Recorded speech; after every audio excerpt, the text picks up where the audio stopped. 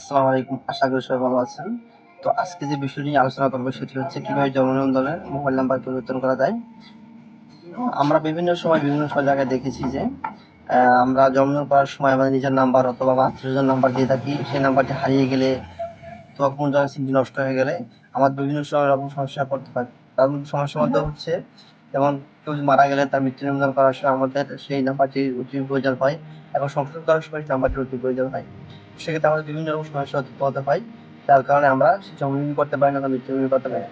তো আজকে আমি সম্পূর্ণ প্রসেসটি আলোচনা করবো আপনাদের সাথে। আশা করি আপনার সাথে থাকবেন এবং প্রসেসটি সম্পূর্ণ দেখবেন, তাহলে সঠিকভাবে আপনারা করতে পারবেন। তো আগে যে একটি সিস্টেম ছিল সেটা হচ্ছে যে E E service gov dot BD service, এটা অনলাইনের মাধ্যমে করা যেত। তো বর্তমানে সেটা অনলাইন সিস্টেমে বন্ধ করে দেওয়া হয়েছে। বন্ধ করে দেওয়ার কারণে আমরা বর্তমানে সেখান থেকে করতে পারছি না। তো আমাদের অফলাইনে করতে হবে। তো অফলাইনে করার জন্য আমাদের যেই উপজেলা আছে সেই উপজেলাতে সরাসরি আবেদন করতে হবে। তো আগে এটি ঘোষিত করলে হতো, কিন্তু এখন সেখানে বন্ধ করে দেওয়া হয়েছে আপডেটটা। এখন বরাবর টিন অফিস থেকে করতে হবে, মানে উপজেলা অফিস থেকে। তো সেক্ষেত্রে আমাদের যে কাজটি করতে হবে, একটা দরখাস্ত হবে। আমার পাশে যে স্ক্রিন দেখতে পাচ্ছেন দরখাস্তটি, আমি ঠিক সেরকম একটা দরখাস্ত আপনাদের লিখতে হবে টাইপিং করে। তারপর সাথে প্রয়োজনীয় কাগজপত্রগুলো সাথে নিয়ে আপনাদের টিন অফিস যেতে হবে। তো কি কি কাগজ লাগবে আমি বলে যাচ্ছি আপনাদের। আপনাদের প্রথমত লাগবে আপনার এই জন্ম সংশোধন করবেন সেই জন্ম নিবন্ধনটি, সাথে তার যে আইডি কার্ড থাকে আইডি কার্ড, আর না থাকলে পিতামাতার আইডি কার্ডের ফটোকপি লাগবে, যেগুলো মাস্ট দিতে হবে। দেওয়ার পরে আপনারা যে নাম্বারটি পরিবর্তন করেছেন সেই নাম্বারটি দিবেন, তার সাথে নতুন একটা নাম্বার দিতে, সুষম নাম্বার, যে নাম্বারে আপনারা পরবর্তী কাজ করতে পারবেন।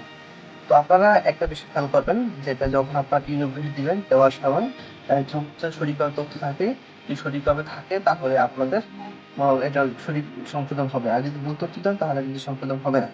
তো আমাদের বিশেষ করে একটা জিনিস খেয়াল করবেন, আমাদের যারা জন্মগ্রহণ করেছে আগে, দেখা যাচ্ছে একজন ব্যক্তি জন্মগ্রহণ করেছে, জন্মগ্রহণ করার পরে সে মারা গেছে। মারা যাওয়ার পরে তার মৃত্যু নিবন্ধন করার ক্ষেত্রে আমাদের অনেক সমস্যার সম্মুখীন হতে হয়। কারণ সে ব্যক্তি মারা গেলে সিম ট্রান্সফার নষ্ট হয়ে যায়, হারিয়ে যায়, তার পরবর্তীতে সেটা পাই না। তো আমাদের এই সিস্টেমে যদি আমরা প্রসেসটা ফলো করি তাহলে সম্পূর্ণরূপে আমরা আশা করি আমাদের এই সমস্যার সমাধান হয়ে যাবে। আর আপনারা একটা বিষয় খেয়াল রাখবেন যে ই সার্ভিস গভ ডট বিডি যে সার্ভিসটি রয়েছে, ওয়েবসাইটটি, সেটিও চালু করার সম্ভাবনা রয়েছে। তো আমি অফিসে কথা বলেছি, তারা বলেছে কি যে এটি এখন চালু করা হবে না, টেম্পোরারি ডাউন করে দেওয়া হয়েছে।